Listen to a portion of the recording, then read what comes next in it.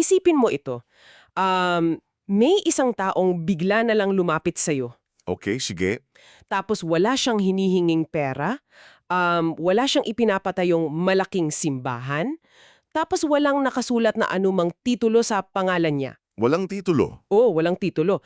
Pero sinasabi niya sa'yo ng diretsahan na kinakausap daw siya ng langit. At para patunayan iyon sa'yo, handa siyang sabihin ang mga pinakatagong sikreto mo. Grabe yun. Mapapahinto ka talaga? Totoo, di ba? Tapos babalaan ka pa niya kung kailan at saan eksaktong tatama ang susunod na malaking sakuna.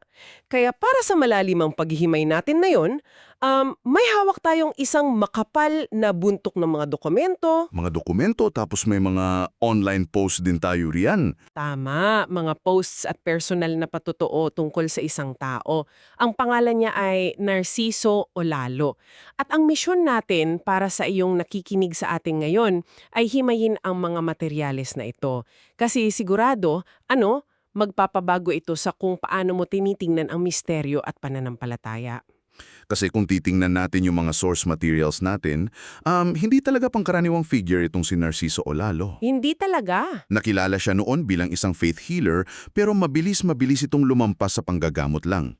Ipinapakilala niya yung sarili niya bilang number 1 instrument na pinili ng Diyos. Isang direktang linya, kumbaga. Correct. Isang direktang linya para magpakalat ng mga mensahe at magbigay ng mga mabibigat na babala bago pa man mangyari ang mga malalaking trahedya. Pero teka, bago natin buklatin ng tuluyan ng mga detalyeng yan, kailangan muna nating maglatag ng malinaw na ground rules para sa usapang ito. Oo, mahalaga yan. Gusto kong maging malinaw sa iyo na nakikinig na wala tayo rito para pumanig o kaya husgahan ng mga spiritual na paniniwala ni Abolo. Wala tayong kinikilingan dito. Eksakto. At hindi rin tayo nandito para tuligsiin ang anumang reliyon o paniniwala. Ang gagawin lang natin ay ilahad at suriin kung ano mismo ang nakasulat sa mga orihinal na teksto. Yung mga pananaw niya, yung mga sinasabi niyang propesiya, ganon. Oo, at hihimayin natin kung bakit ganito na lang katindi ang debosyon at reaksyon ng mga tao sa kanya. Kaya nga, kaya pala ang hirap niyang ikahon sa isang kategorya lang. Kasi kung titingnan mo yung isa sa mga unang posts niya rito, yung galing pa nung Hulyo 2015, Oo, nakita ko yan sa mga notes natin. makikita mo agad yung tension doon. Maraming bumabatikos sa kanya, tapos tinatawag siyang false prophet o huwad na propeta. Na normal namang atake sa kahit kaninong nag-aangkin ng direktang koneksyon, di ba? Totoo. Pero yung sagot niya, iyon na nagbabago ng laro. Sabi niya, hindi raw siya propeta. Hindi siya propeta. At hindi rin siya mensahero.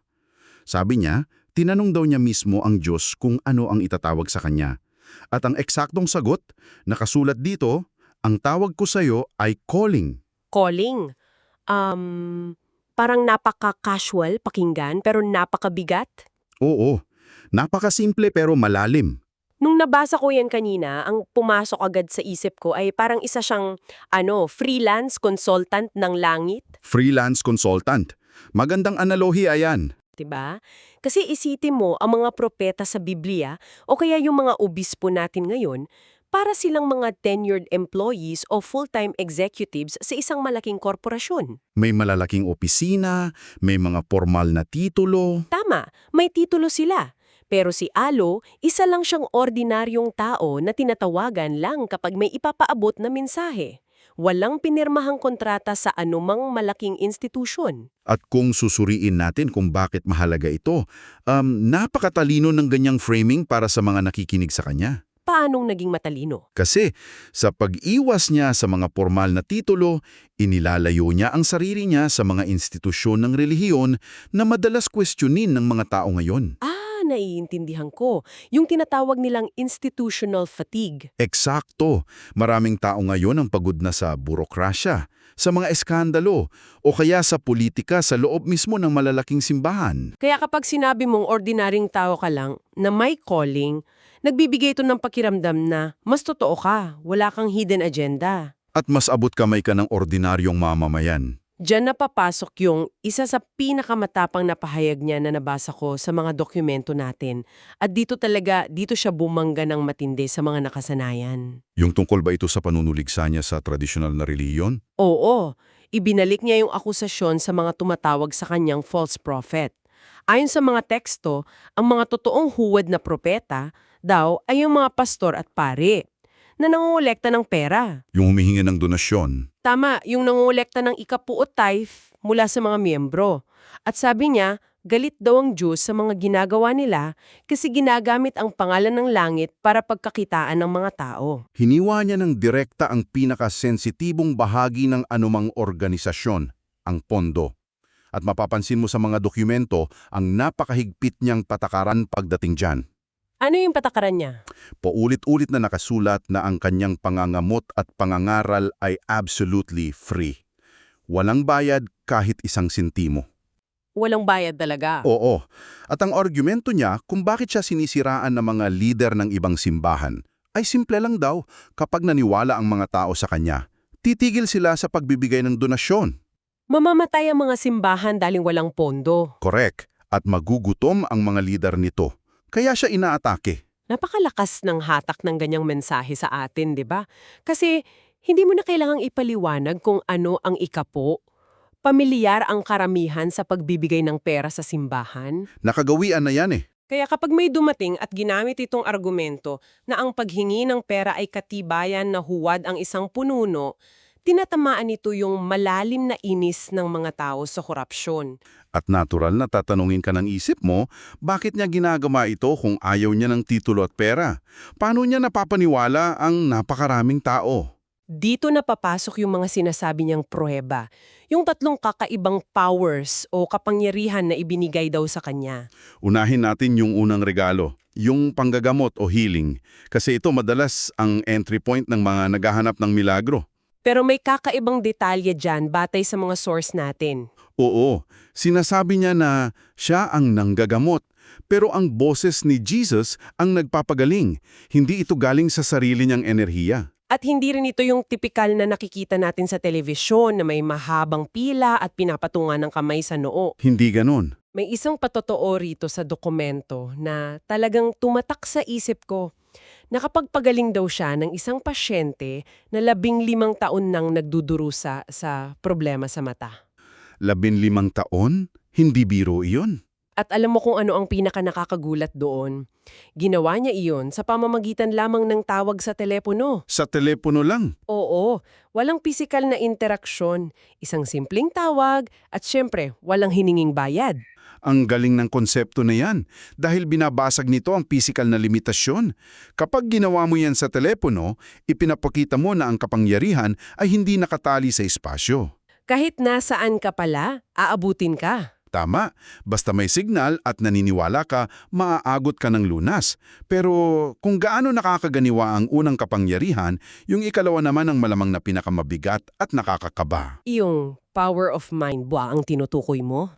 Oo, yung kapangyarihan ng isip, ayon sa mga nakasulat, kapag nakausap niya ang isang tao, kaya raw niyang makita at mailarawan ang buong kwento ng buhay nito. Para bang na-scan yung buong pagkatao mo ng ganun-ganun lang? Pero ito ang pinaka-espesipikong detalye diyan. Hindi lang ito simpleng pagbasa ng nakaraan mo. Ang kaya niyang makita ay ang mga kasalanan ng tao. Nakikita ang mga kasalanan? Oo, at hindi lang mga kasalanan mo ngayon. Nakatala rito na kaya niyang makita pati ang mga naging kasalanan ng mga taong matagal nang patay. Teka, ibig mong sabihin, pati yung mga kasalanan ng mga ninuno natin? Eksakto. Dito tayo dapat huminto sandali at mag-isip bilang mga tagapakinig. Paano binabago nito ang konsepto natin ng sekreto? Oo nga no, parang wala ka talagang kawala. Pupunta ka sa kanya para humingi ng tulong tapos biglang babasahin sa'yo hindi lang ang mga tinatago mong baho, kundi pati ang mga nagawa ng lolo mo. Nawawala yung konsepto ng privacy. Nakakapanindig balahibo. Kung ang isang tao ay kayang basahin ang ganyang kalalim na kasaysayan, lilikha ito ng matinding pakiramdam ng pananagutan. Para kang nakatayong nakahubad sa harap ng isang tao, alam ang lahat sa'yo. At iyon ang nagbibigay sa kanya ng matinding autoridad sa mga tagasunod niya.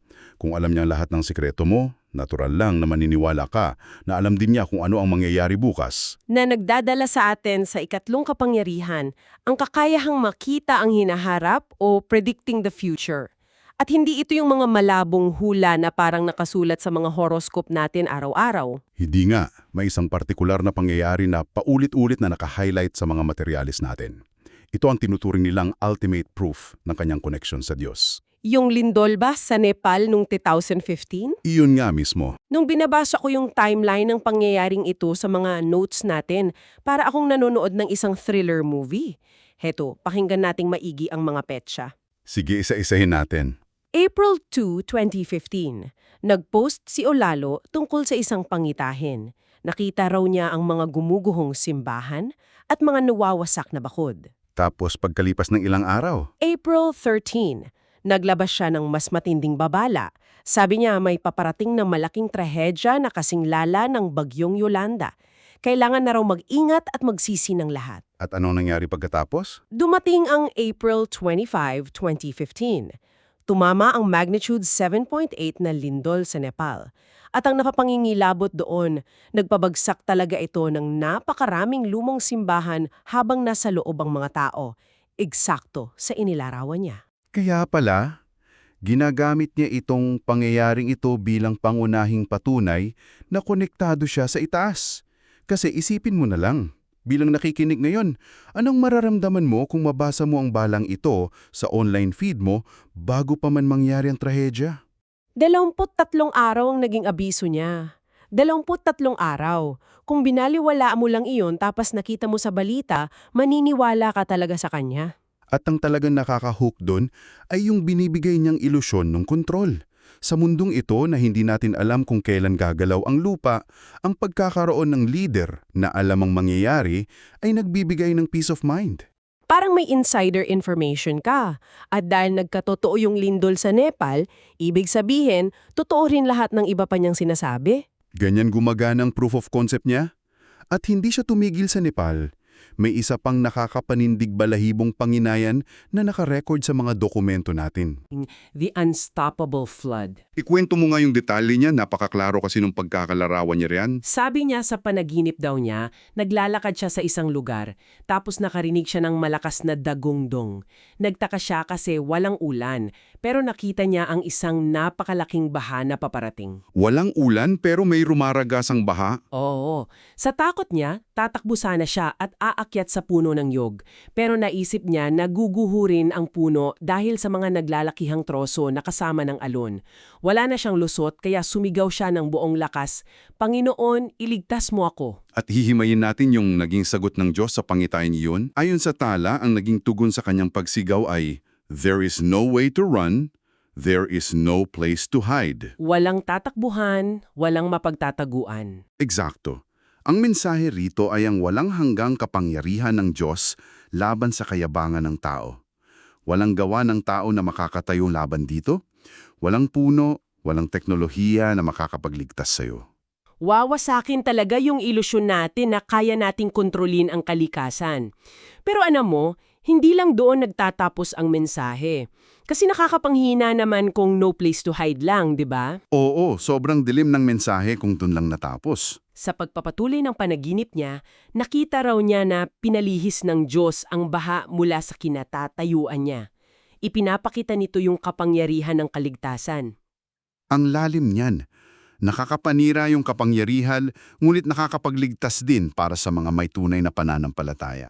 At iyang salitang tunay na pananampalataya ang magdadala sa atin sa huling bahagi ng paghimay natin. Kung ayaw niya sa mga simbahang nanghihingi ng pera, ano ba talaga ang kondisyon niya ng pananampalataya? Transactional faith ba ang pinag-uusapan natin dito? Oo, ito yung isa sa pinakaayaw raw ng Diyos ayon sa mensahe ni Olalo. Yung paniniwalang may kapalit. Yung tipong maniniwala lang ako kung makukuha ko ang gusto ko. Parang ginagawang vending machine ng langit? Ganyan na ganyan. Maghuhulog ka ng panalangin tapos mag-ihintay ka na lumabas yung hiningi mo. Ayaw niya ng ganon. At ayon sa mga dokumento natin, hindi mo kailangan ng relihiyon para maligtas. Wala siyang inaalok na membership sa isang malaking simbahan. Wala rin siyang hinihinging komplikadong ritual. 3 simpleng bagay lang ang kailangan. Ano yung tatlo na yon? Una, magsisi sa kasalanan o repent. Pangalawa, magbago ng buhay o renew Christian life. At ang pangatlo, magkaroon ng malaking pananampalataya kay Jesus. Simpleng-simple, pero inaako ng individual ang lahat ng responsibilidad. Hindi ka naaasa sa mga leader ng simbahan para maligtas. Kaya babalikan natin ngayon ang tagapakinig. Bakit ba natin tinalakay ng ganito kalalim ang mga dokumentong ito? Bakit mahalaga ang kwento ni Narciso o Lalo? Mahalagang tanong yan. Kasi sa mundong puno ng sakuna, may pandemya, may lindol, at patuloy na kawalan ng katiyakan, madaling maunawaan kung bakit naaakit ang mga tao sa isang individual na nag-aalok ng sagot. Totoo yan. Nag-aalok siya ng direktang linya sa Diyos, libreng lunas, at malinaw na babala para maprotektahan ka. Binibigyan niya ng paliwanag ang mga bagay na minsan nagpaparamdam sa atin ng sobrang liit at walang kalaban-laban. Ang kaso ni Olalo ay isang perpektong halimbawa ng paghanap ng tao sa kapangyarihan at proteksyon. Paghanap na humihigit pa sa kakayahanan ng mga modernong institusyon at siyensya. Kapag nabigo ang sistema, hahanap ang tao ng alternatibo. Kaya bago tayo maghiwalay, gaya ng nakasanayan natin, gusto naming mag-iwan ng isang malalim at mapanghamong kaisipan para sa iyo. Kaibigan, narito ang isang bagay na gusto naming pag-isipan mo ng mabuti. Oo, pag-isipan mo ito pagkatapos nating mag-usap. Kung ang isang tao ay may kakayahang eksaktong mahulaan ang isang malaking natural na sakuna bago pa ito mangyari, Tulad nung inangkin ni Olo-Olo sa lindol sa Nepal. otomatiko ba nitong pinapatunayan na ang lahat ng kanyang mga espiritual na aral ay galing talaga sa Diyos? O baka naman pinapakita lang nito sa atin na mayroong mga misteryo at matinding kakayahan ng isip ng tao na hindi pa natin lubusang nauunawaan sa aham? Napakagandang tanong yan. Nasaan nga ba ang manipis na linya sa pagitan ng hindi maipaliwanag na intuition ng tao at ng direktang interbensyon ng langit? Bahala na ang nakikinig na sumagot niyan para sa sarili niya. Maraming salamat sa pagsama mo sa amin sa malalimang paghimay na ito sa mga dokumentong hawak natin ngayon. Ipapaalala ko lang na ang patuloy na pag-aaral at pagtatanong ang pinakasusi para hindi tayo malunod sa napakalawak na dagat ng informasyon. Hanggang sa muli nating usapan.